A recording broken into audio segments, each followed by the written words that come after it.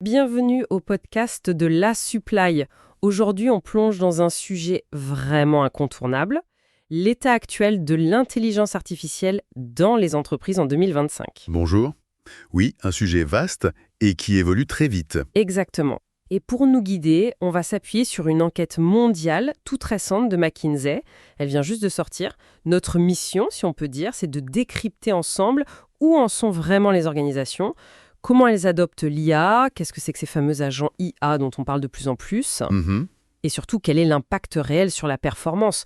Et bien sûr, on va regarder ça avec un œil très attentif à ce que ça signifie pour nous dans nos métiers, la supply chain, les achats, la logistique. Tout à fait. Et c'est important de le préciser, cette enquête, elle date de juin-juillet 2025, donc c'est très frais. Et avec près de 2000 participants dans le monde entier, ça nous donne une vue d'ensemble assez solide. Oui, c'est une bonne base. Et d'ailleurs, dès le début, il y a un chiffre qui interpelle, une sorte de paradoxe en fait. Ah oui, lequel? Le rapport nous dit que près de 9 entreprises sur 10 déclarent utiliser l'IA régulièrement. Ce qui est énorme. Énorme, oui. Et pourtant, la majorité semble encore un peu coincée, on dirait, au stade de l'expérimentation, sans vraiment réussir à en tirer une valeur significative à grande échelle. Alors, creusons un peu ça. Allons-y. Pour commencer, l'état des lieux.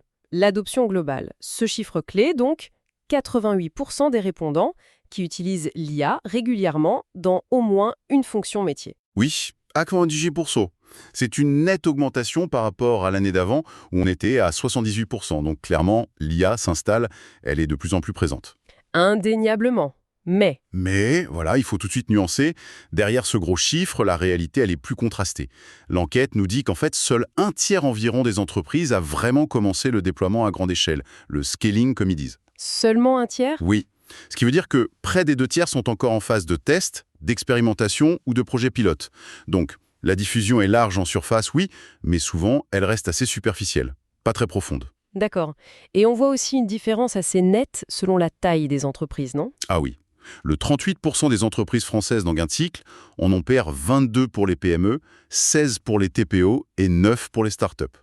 Donc déjà, un seul coup d'œil, on voit que le différentiel taille d'entreprise est flagrant. Absolument. Les très grandes, celles qui font plus de 5 milliards de dollars de revenus, elles sont plus avancées. Près de la moitié d'entre elles sont déjà en phase de déploiement à échelle. La moitié? D'accord. Les plus petites? Alors que pour les plus petites, disons moins de 100 millions de dollars de revenus, on tombe à moins de 30%. Moins de 30%. C'est un écart significatif. Oui, mais ce n'est pas très surprenant finalement. Passer du pilote à l'échelle industrielle, intégrer l'IA partout, Ça demande des moyens. exactement. Ça demande des ressources, financières bien sûr, mais aussi technologiques, humaines. La capacité d'investissement, la maturité de l'organisation, tout ça joue un rôle majeur. C'est une transition complexe. Surtout dans nos domaines, la supply chain, avec l'intégration au système existant. On y reviendra. Justement, parlons d'un sujet qui monte, les agents IA. C'est le nouveau buzzword un peu. On peut dire ça. Mais c'est plus qu'un buzzword.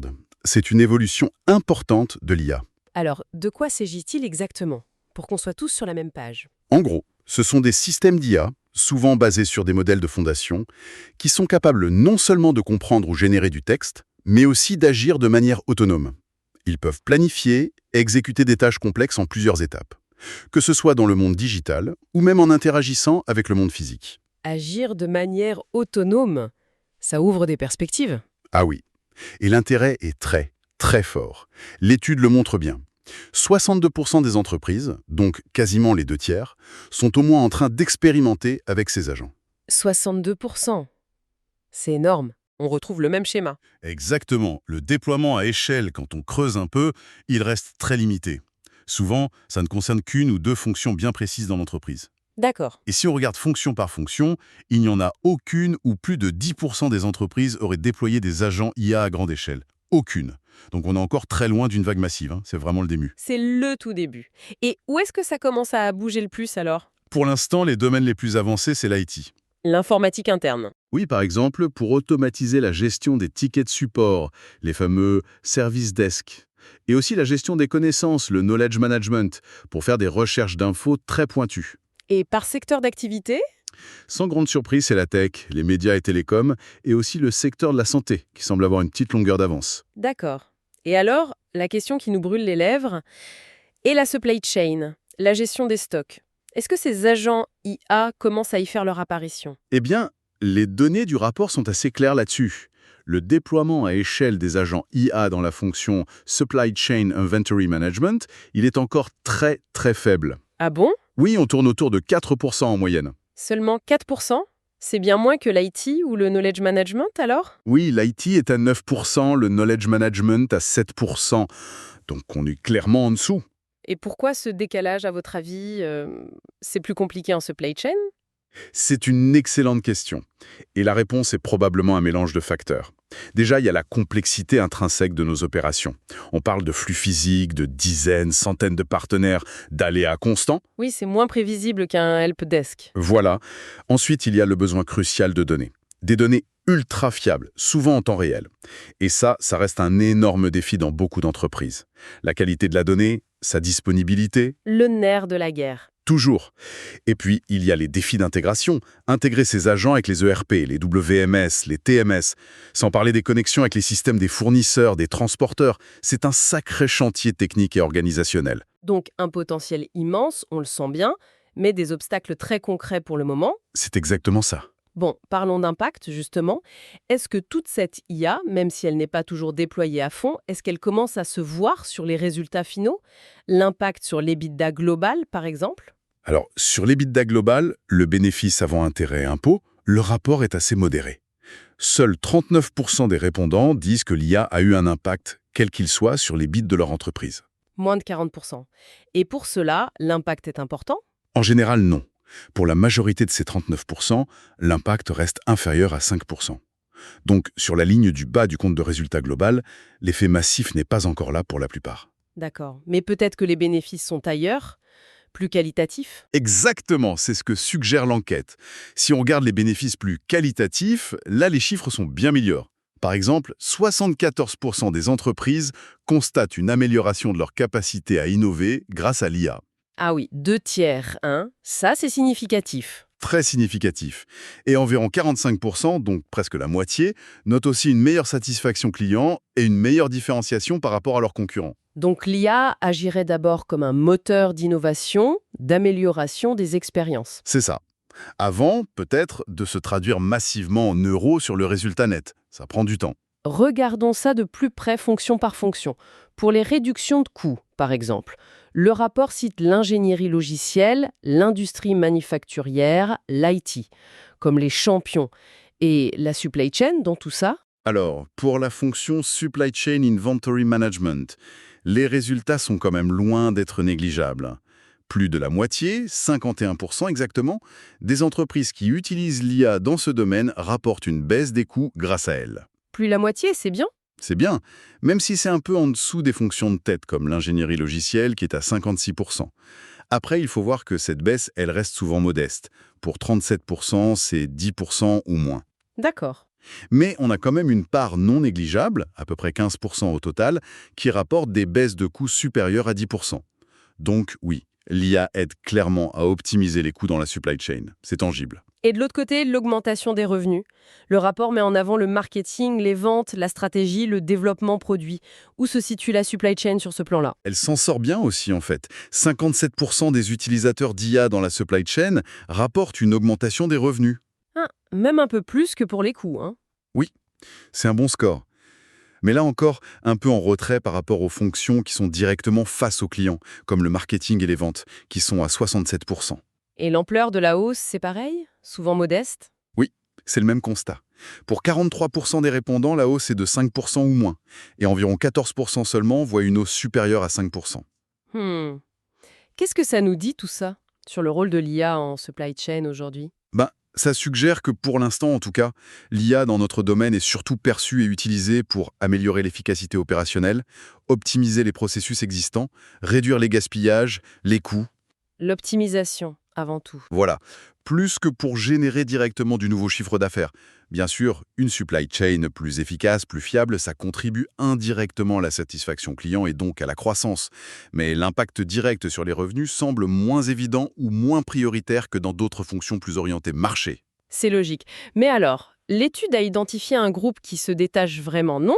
Les AI High Performers. Oui, et c'est là que ça devient vraiment intéressant, comme vous dites. C'est un petit groupe, environ 6% du total des répondants. 6% seulement? Oui, mais ce sont eux qui attribuent plus de 5% de leur EBIT directement à l'IA et qui déclarent en tirer une valeur significative. Ce sont eux qui ont vraiment réussi à passer à l'échelle et à avoir un impact tangible. Et alors, quel est leur secret? Qu'est-ce qu'ils font de différent? Elle est radicalement différente. C'est-à-dire? La moitié d'entre eux, 50%, déclarent viser une transformation complète de leur business grâce à l'IA.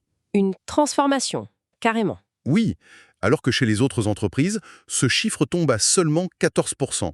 Eux, ils ne cherchent pas juste des petits gains par-ci par-là. Ils voient l'IA comme un levier pour se réinventer. C'est une vision beaucoup plus stratégique. Exactement. Deuxièmement, les objectifs qu'ils poursuivent sont plus variés.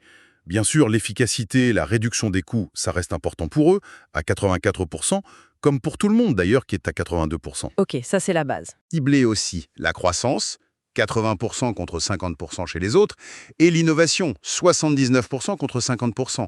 Ils cherchent l'efficacité et la croissance et l'innovation. Une vision beaucoup plus large de la valeur, Efficacité, croissance, innovation, le triptyque gagnant. on dirait bien. Troisièmement, et ça c'est crucial, surtout pour nous en supply chain, ils n'hésitent pas à repenser leur processus en profondeur. 55% de ces high performers déclarent avoir fondamentalement redesigné leur workflow pour intégrer l'IA. Plus de la moitié. Alors que chez les autres? Chez les autres, c'est seulement 20%. Eux, ils ne se contentent pas de plaquer l'IA sur l'existant. Ils reconfigurent la manière de travailler pour tirer parti de l'IA. Et ça, en supply chain, ça veut dire potentiellement revoir la planification de A à Z, la gestion des flux, la relation fournisseur. Tout à fait. C'est un chantier énorme, on est d'accord. Mais c'est visiblement ce qui permet de débloquer vraiment la valeur. C'est un changement profond. Et ils utilisent l'IA plus largement aussi, j'imagine. Oui, c'est le quatrième point. Ils la déploient dans plus de fonctions métiers, notamment le marketing, la stratégie, le développement produit, et ils sont bien plus avancés sur les agents IA dont on parlait, environ 3 fois plus susceptibles d'être en phase de déploiement à échelle dans la plupart des fonctions. Ils osent plus, ils vont plus loin. L'audace paie, on dirait. Mais il n'y a pas que la technologie ou les processus. Si, l'étude parle aussi du facteur humain, du leadership. Absolument. C'est un point critique qui ressort. Ces entreprises performantes sont 3 fois plus susceptibles d'avoir des dirigeants au plus haut niveau qui s'approprient personnellement les initiatives IA, qui les portent, les défendent, montrent l'exemple. Le fameux sponsorship au niveau C-level. Exactement. Sans cet engagement visible, fort, au sommet, c'est très difficile d'impulser une transformation aussi profonde et transverse que celle qu'implique l'IA. Et cet engagement, il se traduit en budget, j'imagine, hein? Bien sûr, l'argent suit la stratégie.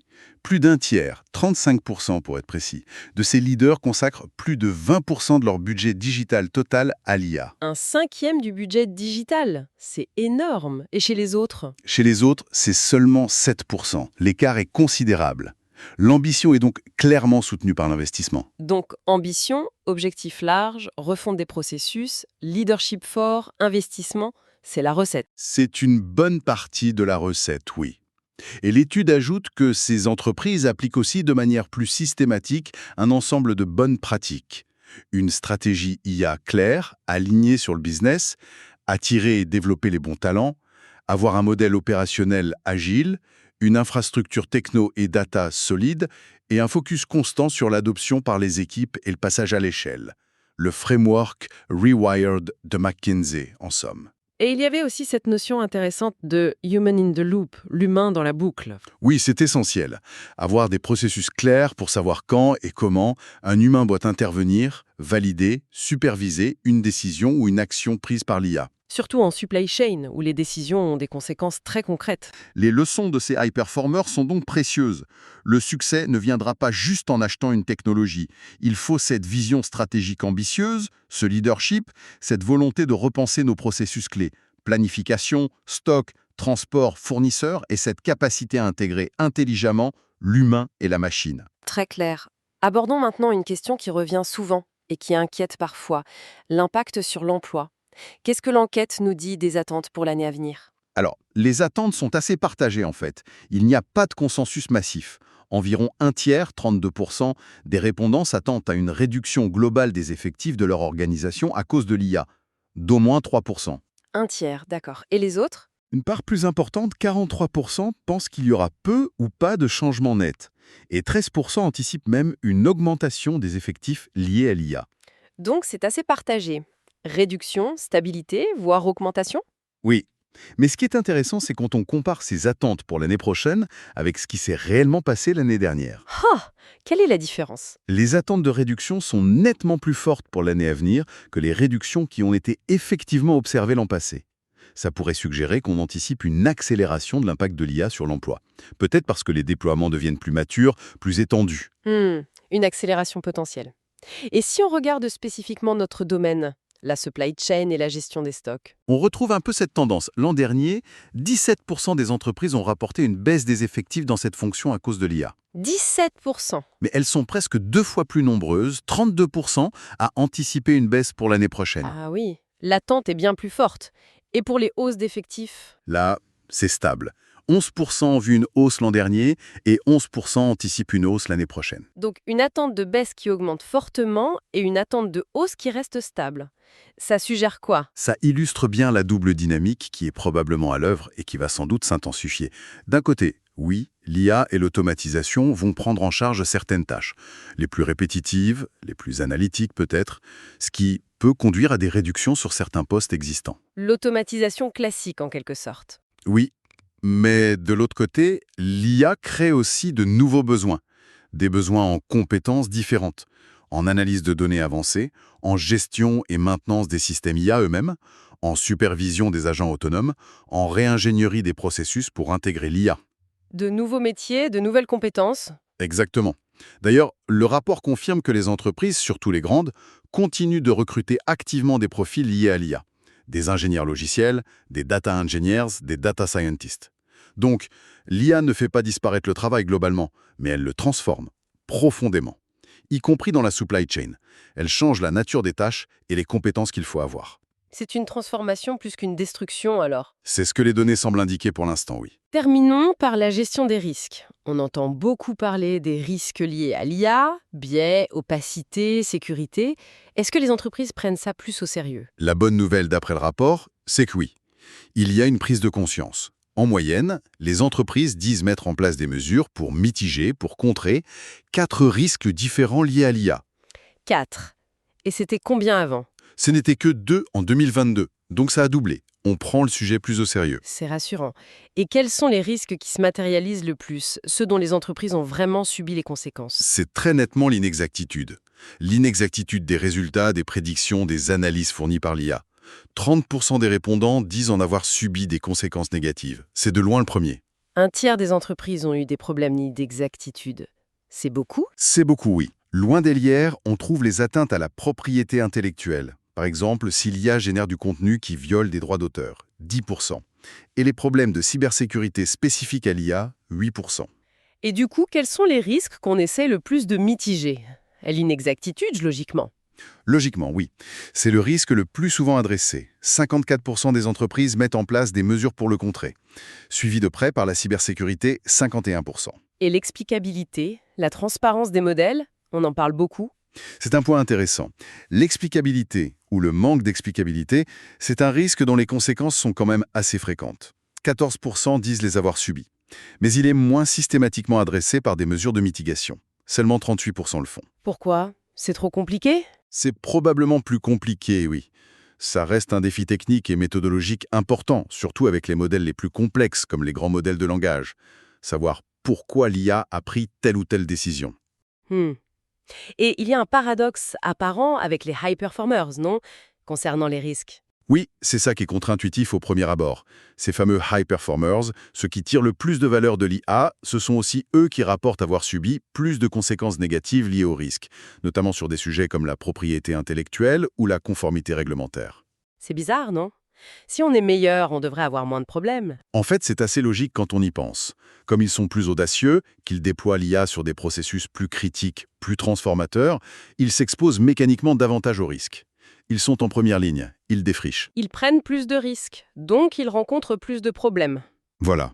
Mais, et c'est le point clé, ce que montre aussi l'enquête, c'est qu'ils sont également beaucoup plus nombreux et plus systématiques dans la mise en place de mesures de mitigation robustes, pour tous les risques. Donc, Ils sont plus exposés, mais ils se protègent mieux.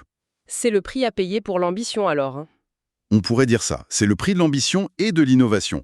Une ambition qui, au final, s'avère payante en termes de performance. Donc, la gestion proactive, structurée des risques, ça fait vraiment partie intégrante d'une stratégie IA réussie. Ce n'est pas un frein, c'est une condition du succès. Bien compris. Si on devait faire une synthèse rapide de tout ça, les grands messages de cette exploration. Je dirais 1. L'usage de l'IA se généralise. C'est un fait. On est à près de 90%. Check. 2. Le grand défi reste le passage du pilote à l'échelle à l'impact économique réel. Là, la majorité des entreprises peinent encore. On est plutôt sur du 13 qui a vraiment commencé le scaling. Oui, le fameux Scaling Challenge. 3. Les agents IA fascinent, l'expérimentation est massive, plus de 60%, mais le déploiement concret à échelle est encore très limité, embryonnaire même, surtout en supply chain, autour de 4%. Beaucoup de potentiel, mais pas encore de révolution concrète à grande échelle. C'est ça. 4. L'impact sur le bit global reste modeste pour la plupart, mais l'IA est clairement vue comme un moteur d'innovation et d'amélioration qualitative. Et 5, la clé du succès, comme le montrent les high performers. Oui. 5-6. La clé, c'est cette alchimie entre ambition transformative forte, leadership engagé, investissement conséquent, et surtout cette volonté de repenser fondamentalement les processus métiers en y intégrant l'IA, sans oublier l'humain dans la boucle et la gestion proactive des risques. Parfait. Alors pour conclure, pour nos auditrices et auditeurs professionnels de la supply chain, des achats, de la logistique, qu'est-ce qu'on retient? So what does this all mean, comme disent nos amis anglophones? D'abord, la confirmation que l'IA, ce n'est plus une option. Ce n'est même plus juste un outil techno. C'est un levier fondamental pour l'avenir de nos métiers. Il faut y aller. Il faut y aller. Mais l'enquête souligne surtout que la clé, ce n'est pas tant la technologie elle-même que l'approche qu'on adopte.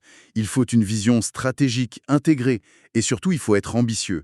Oser aller au-delà de la simple recherche d'efficacité, de l'optimisation à la marge. Ne pas se contenter d'automatiser l'existant. Exactement. Oser remettre en question, oser transformer les processus fondamentaux. Comment on planifie, comment on s'approvisionne, comment on gère nos stocks, notre logistique, comment on collabore avec nos partenaires.